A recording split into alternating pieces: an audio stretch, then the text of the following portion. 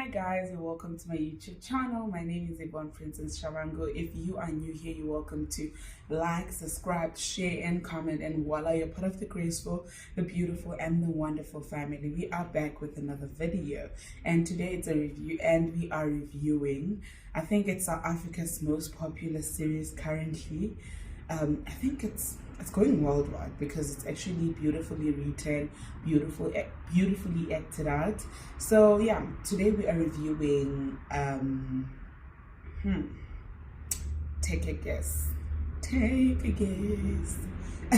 me not keep you guys waiting. We are reviewing Savage Beauty. Wow. And I'll say this, I think I did say this in my last review when I was reviewing Blood Sisters. I think we're going somewhere as Africa. As Africans, we are going somewhere. A special shout out to Lebu Mahashoa. I hope I said your surname properly, or her surname properly. But Lebu did a very great job writing it out. It was beautifully written. And also a special shout out to the cast members. Like, I feel like everyone came through and put in their A game, right? So yeah, let's get into the series. What is it about? And my views, what I've learned, and yeah, you know what, also I want you guys to tell me who are your favorite characters on the comment section. Tell me, what's your favorite character, who was your worst, and why, and what would you have done differently, right?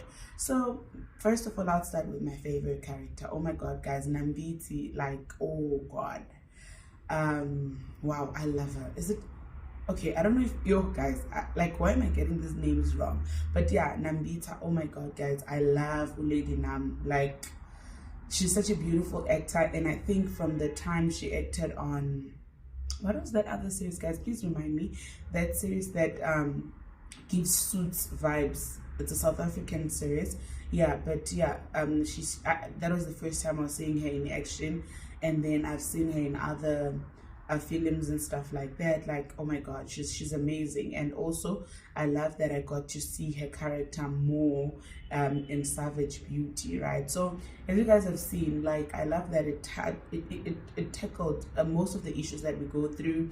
It tackled same-sex relationships, it tackled colorism, which is it's actually a thing, you know, but it's something that we don't take a close attention to, because I don't know if we take it for granted, but colorism is a thing. Hey, like, a lot of people are discriminated because of their color, and half the time you find that people that are lighter actually are preferred, or they are regarded as the most beautiful in society, you know. So yeah, it tackled a lot of things. It tackled drugs, it tackled family business, family values, it tackled forgiveness, pain and love, things that people can do, all in the name of love, right?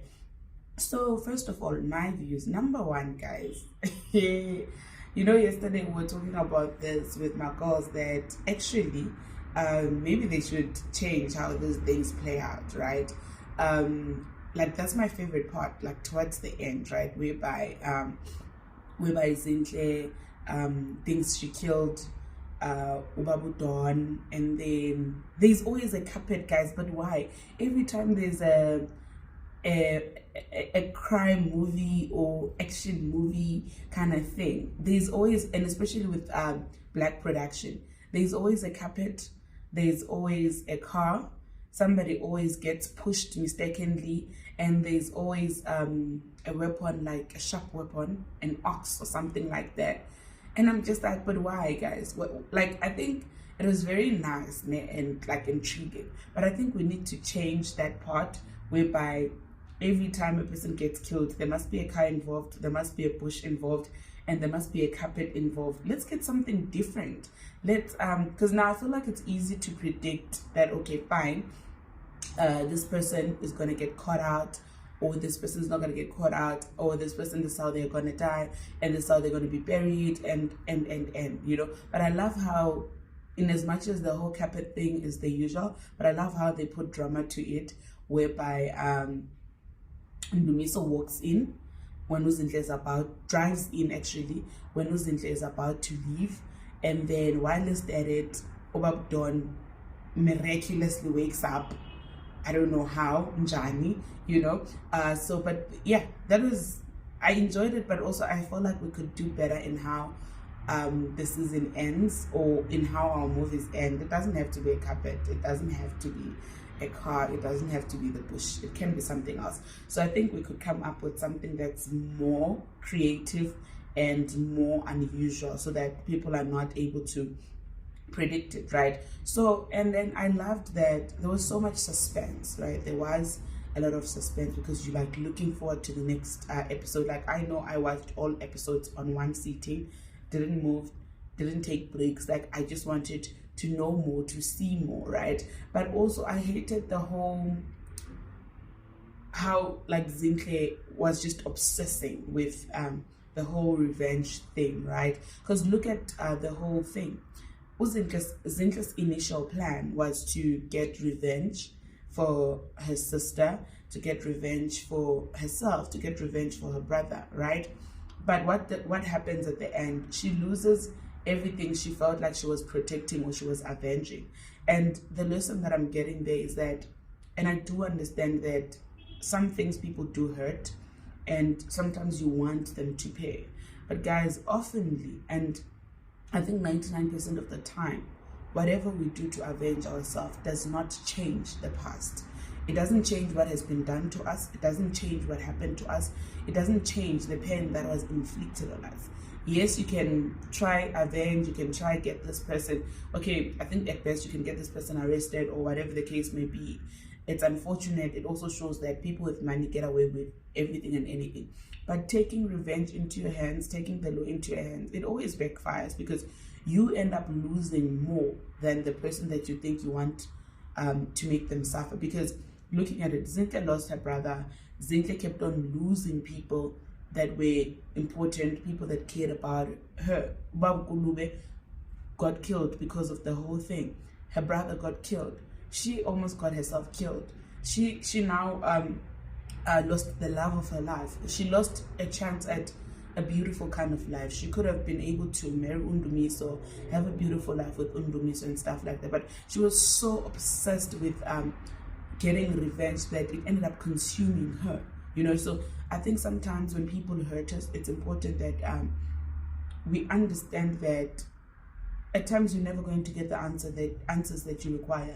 I think Amanda Dambuza said it at our lunch with her, live review for Therefore I Rose. She said she started healing in her fullness. She started healing fully when she understood that certain answers she will never get them, and certain answers she gets will never undo what happened to her or what was done to her. So it's a step of healing. I'm not saying people must rush to forgive people and stuff like that, but all I'm saying is that it's important that you understand that no matter how much you can do, it doesn't take away how much a person has hurt you. And it doesn't take away that there'll always be triggers, there'll always be traumas. And it also shows that one of the best things that you can do for yourself, if you've been hurt so much, if you've went through so much pain, the least you can do for yourself is see a specialist, see a psychologist, see a therapist, because they'll be able to assist you in a way that they should assist you. Pray about it and all of that.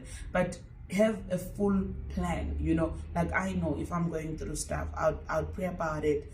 I would exercise. I would do things that help me feel better. And if there's anything, I also want to invest in therapy, in as much as I'm praying, in as much as I'm confiding in my friends, in as much as I am doing ABCD, but also I need the advice of a specialist, you know. So I think it's very, very important that we do invest in all of that, because that's the thing about pain inflicted on us, or traumas.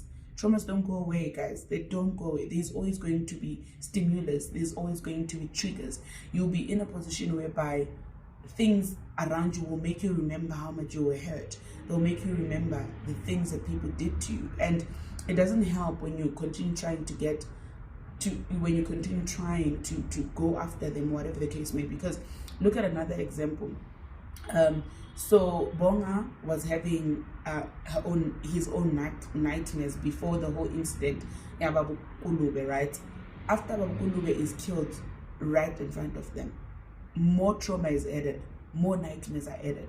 You see, instead of them taking a step forward, they are taking a step backwards. It's like more trauma is added on them.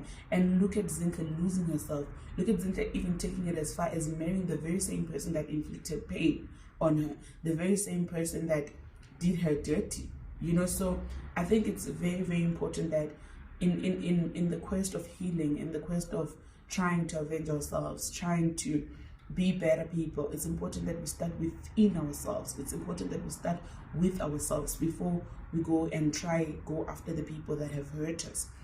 All right. And then also another twist there was, it's easy for you to get lost in relationships.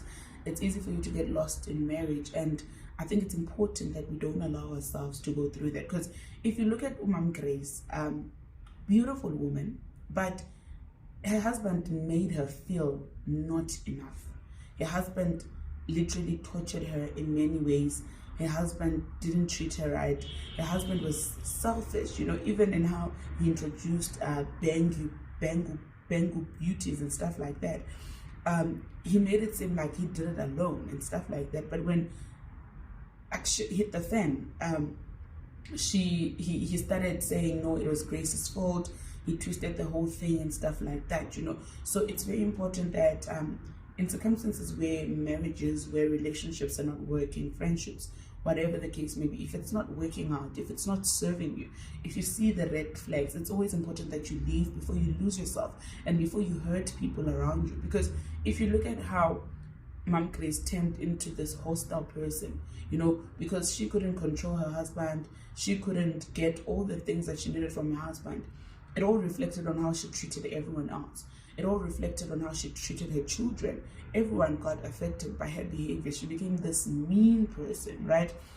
And then secondly, you also see the importance of relationships in terms of friendships. And like sometimes when you're friends, guys, when our friends confide in us and trust in us with certain things, we cannot be so selfish to use the things that they confide us in, things that they confide in us. You know, it's important that we don't use those things, firstly, against them. And secondly, we respect that some of those things may be ammunition for us against other people, but we don't have to use that. Because also, I felt like Zinhle was stripping so low because she had no reason to record Tando. What kind of a friend does it make you? How do we rebuild our friendship after that, right?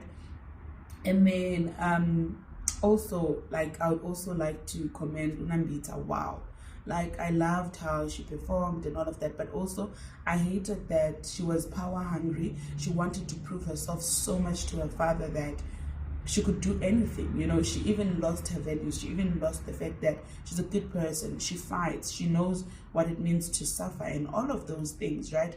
But the moment, just because she wanted to please one person, she lost it all. She was okay with her parents running a business that was illegal, you know, that kind of thing.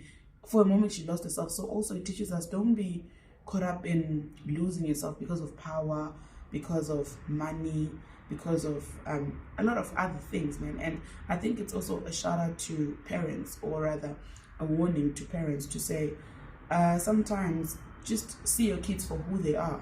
Experience your kids for who they are, not what you want them to be. Because half the time we can do anything to impress our parents, you know. And sometimes they don't realize that they can actually push us to do the worst of things, all in the name of making them smile, all in the name of making them proud, which is not a good thing, because we end up not reaching our fullest potential because we limit ourselves to what our parents want. And more than anything, we become people that we are not, you know. You lose a sense of true self, you know. So yeah, I think it's very, very important that our parents allow us to be. Our parents allow us to expand on our strengths. They allow us to become the people that we want to be, you know. Because you could tell with the Bengu household that they all had different strengths and they could all work together and shine in their own capacities. But because their parents were fixated in having business kids that are businessmen and women, kids that needed to be this, kids that needed to be that, and those kids ended up losing themselves in all of that. And then you see also the use of drugs. It's very common amongst young people these days. A lot of young people use it as a coping mechanism. A lot of young people use drugs to even like lose weight. There's people that use drugs to lose weight. There's people that use drugs to stay awake. There's people that use drugs to actually just cope. There's people that use drugs to forget. And also that shows us that in as much as we may look all figured out, it's there's still more to do. There's still a lot of internal work that needs to be done for young people, by young people, because these are things that are real life issues. These are things that we face in South Africa, in the world, you know, especially with drugs and alcohol. Like, it's actually a thing, you know. That's a lot of young people resort to drugs and alcohol when they're stressed, when they feel like they're not being heard. That's the only time where their confidence is boosted. And then also you look at Ndumiso, great photographer, but he's not recognized. His voice is not listened to because, I mean, you're just a photographer. Keep quiet. You don't bring much of the money that we make in this house. But also, he could have been the best photographer in the world had he been given a chance to actually shine in his own capacity. He could still make those millions as a photographer, you know, because obviously he is a great photographer, but because it's just photography in the eyes of his parents, they just don't care, you know.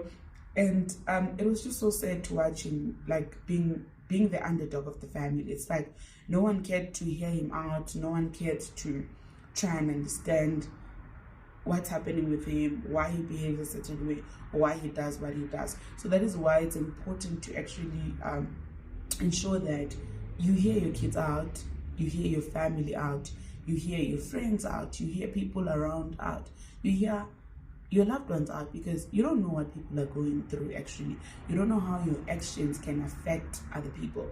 And then another learning curve, same-sex relationships.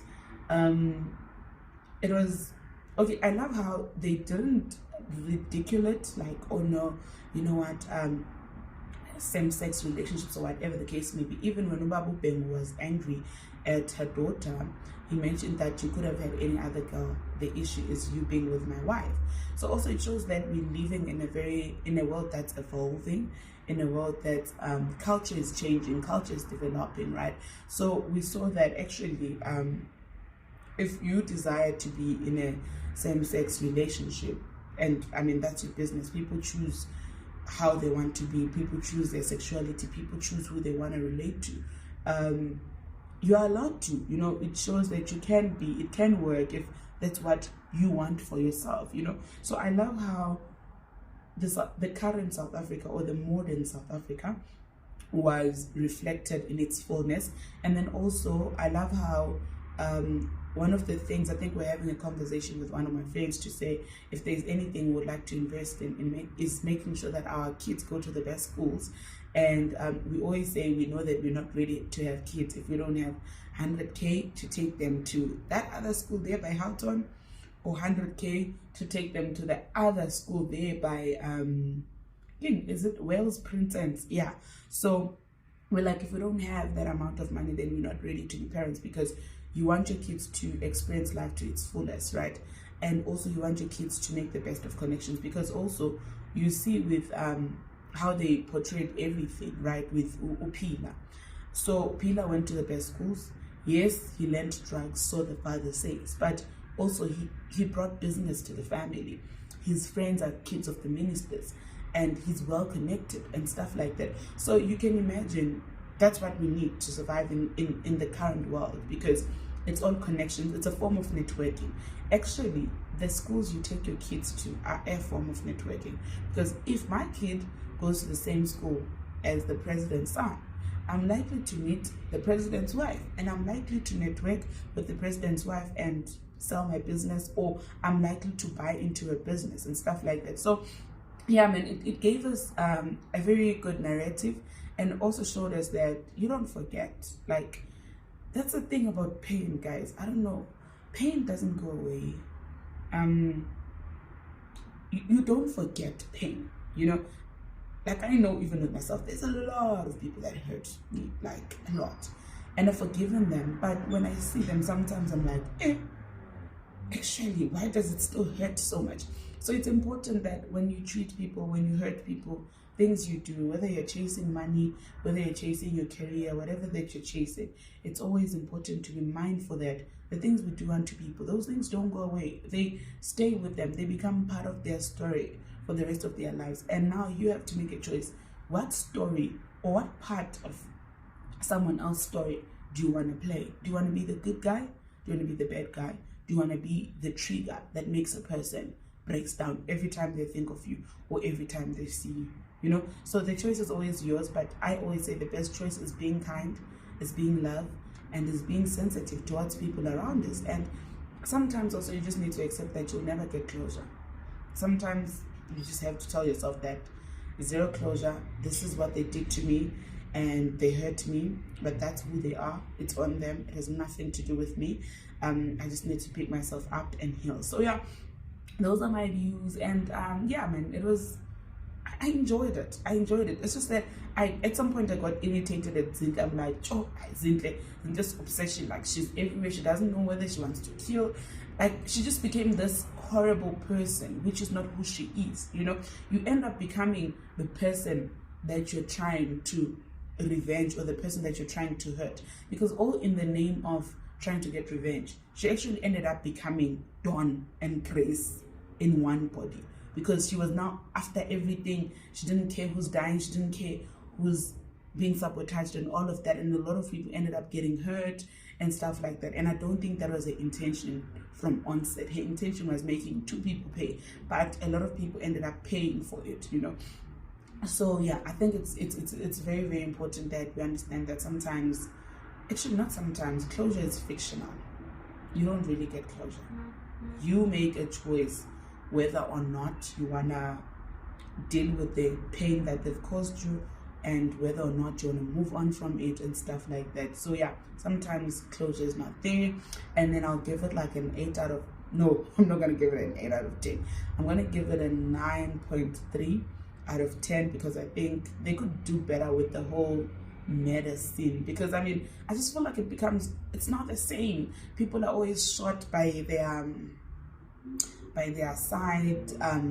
People, you know, a person is dying because somebody has blood on their hands. Like, let's zhuzh it up. Like, we as Africa, let's come up with something different. Because I mean, the carpets, the car, somebody falling mistaken, I just feel like it's becoming very repetitive. But that's a very beautiful series, beautifully written. I love where we're going as a country, and I love where we're going as Africa, and I love to see it when we stay on top 10, like the whole week. I saw it even with Blood Sister. It's still in the top 10 3 weeks in a row. And I see it with Savage Beauty. I see it staying there for a month or even more. But yeah, it's really amazing to watch, to see us grow, to see production grow, to see like people in art actually doing the most. And yeah, actually, before I go, and also guys, I don't know why, I don't know if it's an unconscious thing or what, but I think we need to do better with this whole narrative of saying, by default, light-skinned people are prettier than dark-skinned people. It's really not a nice thing. And first of all, why are we measuring beauty? Like, if I'm beautiful in my own capacity. It shouldn't have anything to do with me being compared to a light-skinned person. Or if the light-skinned person is beautiful, it shouldn't be a thing of her being compared to me, you know. So yeah, let's avoid colorism, even because I see a lot of people go through it in the workplace, in interviews, even with brands. Certain brands, you can even tell from their train of doing things, they work with light-skinned people because already they're deemed beautiful, or whatever the case may be. And then you see some brands try and actually promote dark-skinned people and stuff, but we should never have to be promoted or elevated or chosen because of our complexion. If you're choosing me, let it be because of my work quality and my work ethic, or because I bring something to your brand. It shouldn't be about my complexion or the size of my body or whatever the case may be. So yeah, and yeah, above all, that's all I have to say. But yeah, everyone, kudos, well done. Tell me, who was your favorite actor in Savage Beauty? Yeah, my favorite was Nambita. I loved her. I enjoyed her so much, and I'm looking forward to her career becoming more and more and more. And guys, do not forget to be kind, don't forget to be loved, and do not forget to pray for another person. Don't forget to be light. God bless you.